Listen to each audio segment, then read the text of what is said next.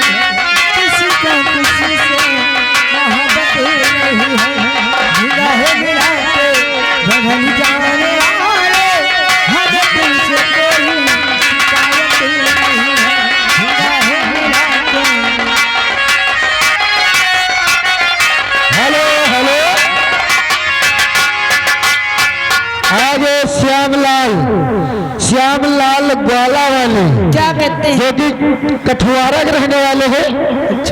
20 रुपया इनाम दे रहे हैं 50 की नोट से। शुक्रिया है। और गाने की फरमाइश मांग रखे हैं, कौना लवंडा ढिल्ला मार दे हैं। कैसे गाना है?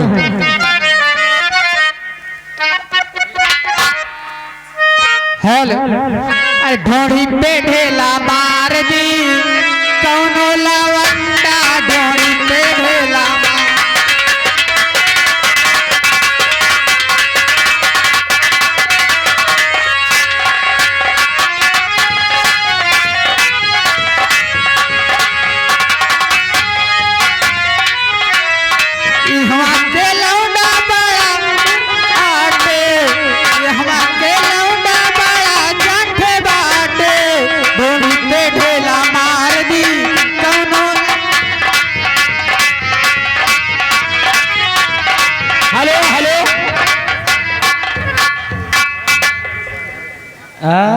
तुम्हारो शौक रहे फूल प्यार माँ।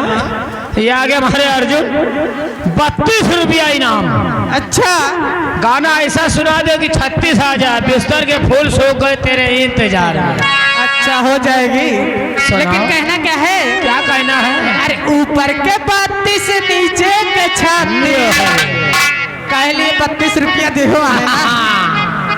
सुनाओ सुनाओ ऊपर के 32 ऊपर के 32 नीचे के 36 बिचवे के 24 बुझाता कि ना, बुझाता कि ना। बतावा ये गोरी हमर गन्ना के रास्तों।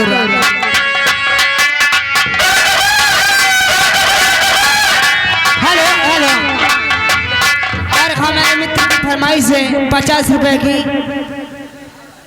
तनी ललकार के महिला हका मोरे सैया गाड़ी वाल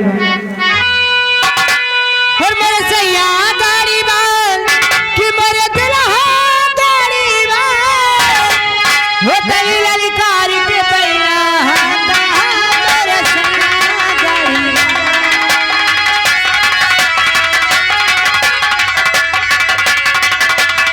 वो मोरे सैया गाड़ी वाल कि मोरे दिलहा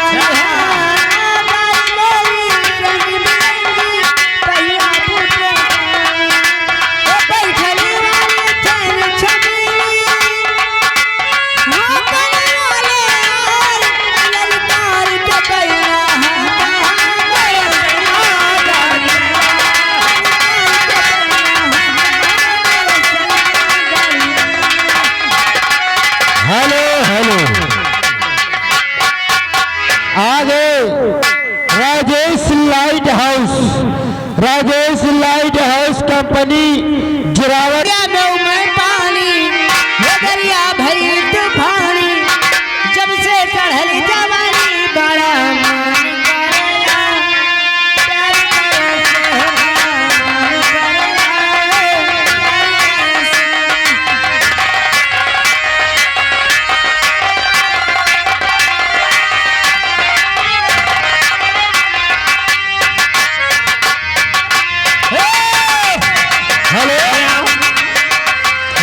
बताओ।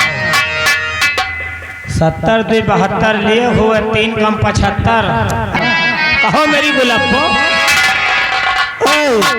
पीरितिया लागल तो से ई पतिया साचुबा तरसावा जाने हमके उमिरिया का जीवा।